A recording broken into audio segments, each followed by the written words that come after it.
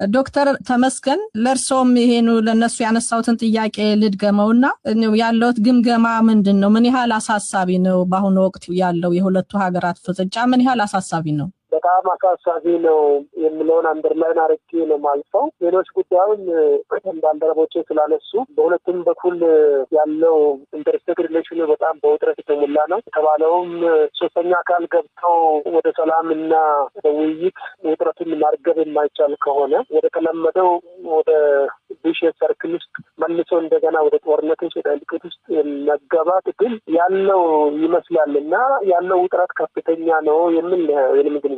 እንግዲህ የራሳችሁ ምልከታ አላችሁ አሁን ባለው ውጥረት ላይ በሁለቱ ሀገራት ግንኙነት ሻክሯል፣ አለመተማመን፣ ውዝግብ እና አለመግባባት ነው የሚታየውና ለሁለቱ ሀገራት እንደዚህ መሆን እንደው በምክንያትነት የሚነሱ ነገሮች አሉ። ወደ ኋላ ላይ መፍትሄም ስለምናነሳ መነሻዎቹን በመጠኑ ብናያቸው ጥሩ ይመስለኛልና አንዳንዶች የሁለቱ ሀገራት ስምምነት በግልጽ በመርህ ላይ የተመሰረተ አለመሆኑ አሁን ላለው አለመተማመን ምክንያት ሆኗል፣ ዘላቂ ሰላም እንዳይኖር በሁለቱ ሀገራት መካከል ዘላቂ ሰላም እንዳይኖር አድርጓል የሚሉ አሉና የእናንተ አስተያየት እንደው ከዚህ ይለያል? መነሻውስ ምንድነው ብላችሁ ታስባላችሁ? አቶ አብዱራህማን ከርሶ ልጀምር። መጀመሪያ የ2018 ስምምነቶች በተለይ በአስመራ ውስጥ የተፈራረሙት 5 ነጥቦች አሉበት። እነዚህ ነጥቦች የጋራ ትብብር፣ የጋራ ጸጥታ ማለት ሁሉም አይነት ትብብር በሁለቱ ሀገሮች የሚያስተናግድ ስምምነት ነው። 5 ነጥብ የያዘለ። ከዛ በኋላም በጅዳ ያደረጉት ስምምነት የዩናይትድ ኔሽንስ እና የሳውዲ እና የኢማራቶች የተወከሉበት ስምምነት ላይ እዛም 2 ነጥቦች ጨምረው ያው የነበረውን 5 ነጥቦች ትንሽ አስፋፉት። ስለዚህ ግልጽ ነው ማለት ይቻላል። ምክንያቱም ነጥቦቹ የጋራ ትብብር በኢኮኖሚ በጸጥታ እና ሌላ አካባቢዎች የሚያስተናግድ ስለሆነ ምንም ውዝግብ የሚፈጥር ነገር የለበትም። ሌላው ነገር ግን የትግራይ ጦርነትም ሲነሳ ቆይተዋል። ይሄ የትግራይ በዛን ጊዜ ለምሳሌ ከጦርነቱ በፊት ቲፒኤልኤፍ በተለይ ትልቅ ወታደራዊ አቅም ስለነበር ለሁለቱ መንግስታት ለአስመራና ለአዲስ አበባ መንግስታት እንደ ስጋት ስለተቆጠሩ እና ይሄ ነገር ደግሞ ድብቅ አልነበረም። የቲፒኤልኤፍ የጦር ኃይል በጣም ኃይለኛ ሆኖ እንደመጣ ለሁለቱም ስጋት ስለፈጠረ ጦርነቱ ሁለቱ ተሳትፈውበታል። በዛን ጊዜ ኦፍ ኮርስ ስህተቶች ፈጽመዋል ሁለቱም መንግስታት ከጦር ወንጀላ አልፎ ሌላ እንዲያውም ትብብራቸው ምን ላይ የተመሰረተ ነው ግልጽ ሳያደርጉ ቆይተዋል። ለ4 ወር የሚያክል የኤርትራ ጦር በኢትዮጵያ የውስጥ ጦርነት እየተሳተፈ መሆኑን በሁለቱም በኩል ሳይገለጽ ቆይተዋል። በአሜሪካኖች እና በዩናይትድ ኔሽንስ ፕሬሸር ሲደረግባቸው ከ4 ወር በኋላ ነው የኤርትራ ሰራዊት እዛ እየተሳተፈ መሆኑን ያስታወቁት። ግን በስምምነቱ መሰረት ይሄ ትብብር የዛ ኤክስቴንሽን ነው ብለው መግለጽ ይችሉ ነበር። በተለይ ደግሞ ትግራይ ጦርነት ሲነሳ በኤርትራ ድንበር ስለሆነ ኢምፓክት አለው ወደ ኤርትራ።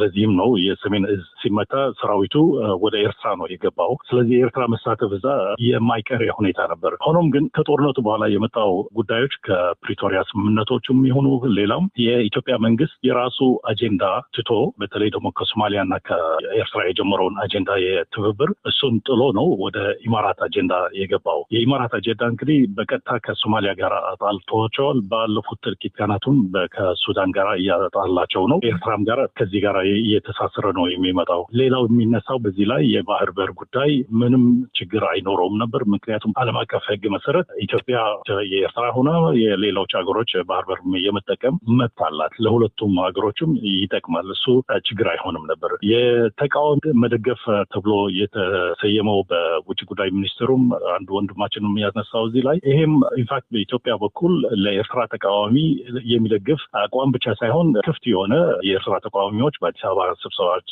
ሲያደርጉ የኤርትራ ታጣቂ ተቃዋሚዎችም በሰመራ በአፋር ክልል ዝግጅቶቻቸው እያሳዩ ናቸው። ስለዚህ ኢትስ ዲ ኦፖዚት ማለት ነው። ምክንያቱም ተቃዋሚ የሚደግፍ ያለው በአሁኑ ጊዜ የኢትዮጵያ መንግስት ጸረ ኤርትራ ነው። በኤርትራ በኩል ሊደገፉ የሚችሉ ተቃዋሚዎች የሚባሉት እነ ኦላ ለምሳሌ ኦሮሞ ሊበሬሽን አርሚ፣ ፋኖ እና ቲፒኤልኤፍ ናቸው። እነዚህ እንግዲህ ብዙ ዓመታት የቆዩ ናቸው፣ አዲስ አይደሉም። የራሳቸው የሆነ ደግሞ የትጥቅና የወታደራዊ አቅም ያላቸው ናቸው። ስለዚህ ከኤርትራ የሚጠብቁት ደገፍ ያን ያህል አይደለም። ከፖለቲካዊ ደገፍ አልፎ ከዛ በላይ ምንም የሚያስፈልጋቸው ነገር የለም። ቲፒኤልኤፍ ኢንፋክት ኢትዮጵያን በሙሉ ሲገዛ የነበረ ኃይል ነው። በአሁኑ ጊዜም ትግራይ እየገዛ ያለ ነው። ፋኖም እንደዛ ከኢትዮጵያ ሰራዊት ጋር ሆኖ በትግራይ ትግራይ ላይ የዘመተ ኃይል ነው። የሱም አቅም ባለፉት ጥቂት ወራትና ዓመታት በጣም እየተደራጀ መጥተዋል። ኦሮሞም እንደዛ የኦኤልኤፍ ኤክስቴንሽን ነው ኦላ እየተባለ የሚጠራው ወይም ደግሞ ኦነግ ሸኔ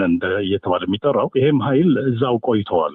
አዲስ ኃይል የኤርትራ ድጋፍ የሚፈልግ የኤርትራ አደረጃጀት የሚፈልግ ኃይል አይደለም። ስለዚህ እዚህም ላይ የኢትዮጵያ ውጭ ጉዳይ ሚኒስትር ተቃዋሚዎቹን እየደገፋችሁ ናችሁ ሲል የትኞቹ ተቃዋሚዎች እና ምን አይነት ድጋፍ ነው አያብራራም። እንግዲህ እያንዳንዱ ሰው የራሱን ያነሳል። አቶ አብዱራህማን ያነሷቸው ምክንያቶች አሉ ሰላሙ እንዳይቀጥል የሆኑበት። በእርሶ በኩል አቶ ባይሳ የሁለቱ ሀገራት ሰላም እንዳይቀጥል ያደረጉ ምክንያቶች ምንድን ናቸው ብለው ያስባሉ? እኔ ችግሩ እንደሚመስለኝ እኔ እንደ አንድ ዓለም አቀፍ ባለሙያ ከውጭ ሆኜ ለመታዘብ ሀሳብ ለመስጠት በቂ የሆነ ትንተና ለመስጠት የማያስችለው ምንድን ነው? ግልጽነት አይደለም። አሁን ለምሳሌ በመሪ ላይ የተመሰረተ ነበር ስምምነቱ ብሎ ለማለት በጣም ያስቸግራል። አዎ ለብዙ ዓመታት ሰላም ጦርነት ያልነበረበት ግን ሰላም ያልነበረበት ሁኔታ ጠቅላይ ሚኒስትር ዶክተር አብይ አህመድ ሄደው ተዛመዱ። ሁለቱ ሀገር ህዝቦች ከአስመራ ወደ ኢትዮጵያ ከኢትዮጵያ ወደ አስመራ ሰው ጎረፍ ከተወሰነ ጊዜ በኋላ ደግሞ ትንሽ ጋፕ አለ። ምንድን ነው የተፈራረሙት? ልቀቱ ይሄ 5 ነጥብ እንደው ከላይ በእውነቱን ለመናገር በድፍን ነው የሚቀመጠው። እንደዚህ አይነት ችግሮች ግን ዝርዝር አለው። እንደዚህ አይነት በሁለት ሀገሮች መካከል የሚደረግ ስምምነት ደግሞ ኢኮኖሚን ያጠቃልላል፣ እርሻን፣ የተለያዩ ንግዶችን፣ ኤክስፖርት ኢምፖርት፣ ብዙ ነገሮችን ያጠቃል ብዬ ነው የማስበው። ይህን ተፈራርመው ከሆነ ሊሆን ይችላል። ይሄ ግን ያልታየ ነው። ስለዚህ ለእኔ ግንኙነቱ ግልጽ የሆነ መሪ ላይ የቆመ አይመስለኝም እና ብዙ ዛላ መተንተን ያስቸግረኛል። ለምሳሌ ወሰኑን በአልጀርሱ ስምምነት መሰረት ኢትዮጵያ ያው የዓለም ፍርድ ቤትን ፈርዶባት እንግዲህ ተብሎ አሁን ነው የተነገረን። በፊት በኢህአዴግ ጊዜ ለኢትዮጵያ ተፈረደ ተብሎ ኋላ ግን አይደለም በዛ ተፈረደ ለኤርትራ እንዲመለስ በቃል ሲነገር ሰምቻለሁ። ይህ ነገር ኤርትራ መታ ወስደዋለች፣ ይህንን ቦታ ተቀብለዋለች፣ የኤርትራ አካል ሆነዋል እነዚህ ቦታዎች ለእሷ የተፈረዱላት ወይስ አልሆነም? ካልሆነ ደግሞ ለምን ካልተቀበለች? ይሄ ነገር ግልጽ አይደለም። የትግራይ ጦርነት በአንድ በኩል አዎ ይሄ የሀገር ውስጥ ጦርነት ነው፣ እርስ በርስ ግጭት ነው፣ ዓለም አቀፋዊ ጦርነት አይደለም። ማለት በሁለት ሀገሮች መካከል ሳይሆን በአንድ ሀገር ውስጥ በመንግስት ላይ እምነት ያጣ ግሩፕ ተነስቶ አመፀ። በዚያን ጊዜ ደጋፊ ኃይልን ከውጭ መጋበዝ መብት ነው። ለምሳሌ የኢትዮጵያ መንግስት የኤርትራን መንግስት መጥቶና እና እርዳኝ ማለቱ ከአስቸኳይ ጊዜ ሲታወቅ አቅሜ በላይ ነው፣ ኖርማሊ ባለኝ ሀገር ውስጥ አቅም ይሄን መቋቋም ስለማልችል እርዳኝ አለ። ይሄ መብት ለአንድ መንግስት መጥቶ ምን ሰራ ሌላ ጥያቄ ነው። ይህ የኢትዮጵያ መንግስት መብት ነው፣ ማንኑና ይርዱኝ ይላል። ትንሽ ዛጋ የሚያጋጨው ምንድን ነው? የኢትዮጵያ መንግስት አደጋ ለነበረው መንግስት ነው ወይስ ሀገሪቷ ናት? የትልቅ ልዩነት አለው ለህግ። ኢትዮጵያ ያንን ያሰጋል። የኢትዮጵያ መንግስት ይወርቃል ተብሎ ነው ወይስ ኢትዮጵያ ትወርቃለች ነው? ነገሩን ክታዩ ትግራዮች ኢትዮጵያውያን ናቸው። መጥቶ መሀል ሀገር መንግስትን አስወግደው ስልጣን ላይ የሚወጡ ኢትዮጵያውያን ናቸው እና ይሄ ትልቅ የህግ እንትን ያመጣልኝ። ግን ከጦርነቱ በኋላ ኤርትራውያን ቀርተዋል እስከዛሬ። እኔ አሁን በእውነት ብትጠይቅኝ ከሌላ ጊዜ የወጡ ይመስለኝ ነበረ። ያ ሁሉ የፕሪቶሪያ ስምምነት ተፈርሞ ሀገር ሰላም ተብሎ በትግራይ ክልል ማሉ መንግስትና በፌዴራሉ መንግስት መካከል ሰላም ተመስርቶ በሉ ቀስ በቀስ ሆን እየሄደ የኤርትራ መንግስት እስካሁን ኢትዮጵያ ውስጥ መቅረቱ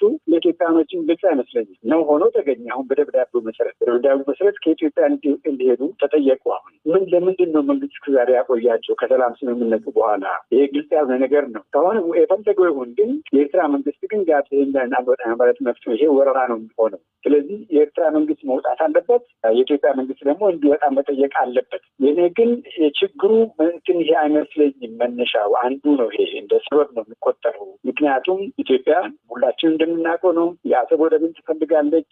ይህን ለማግኘት እሷን የወገናት ለምሳሌ የኤሚሬት ለኤርትራ መንግስት እንደ ጠላት ነው የሚቆጠረው። የኢትዮጵያ ደግሞ እንደ ጠላትን ባይቆጠር ሳውዲ አረቢያ ኤርትራን ትደግፋለች። ይሄ በዓለም አቀፍ ግንኙነት ምንም ወንጀልን የለው። መንግስት የፈለገውን ይስማማኛል የሚለውን ሀገር መጥቶ ወዳጅ ያደርጋል። የኢትዮጵያ ኤሚሬትን ወዳጅ ማድረግ ህጋዊ ነው፣ ትክክል ነው። የሳውዲ አረቢያ ደግሞ ኤርትራ ጋር መቆም ህጋዊ ነው፣ ትክክል ነው። ግን ሁለቱ ጎረቤት ሀገሮች እንደ ኢትዮጵያና ኤርትራ ያውም አንድ ሀገር ነበሩ፣ የጋራ ማንነት የነበራቸው ህዝቦች በውጭ ሀገር ኃይሎች ተመርጠው ቢዋጉ አሳዛኝ ነው። ለዚህ ነው ጥፋቱ በጣም አውዳሚ ነው ብዬ ከመጀመሪያ አስቀመጥኩት እና መፍትሄው ወደ መፍትሄው እንመለሳለን። እሺ።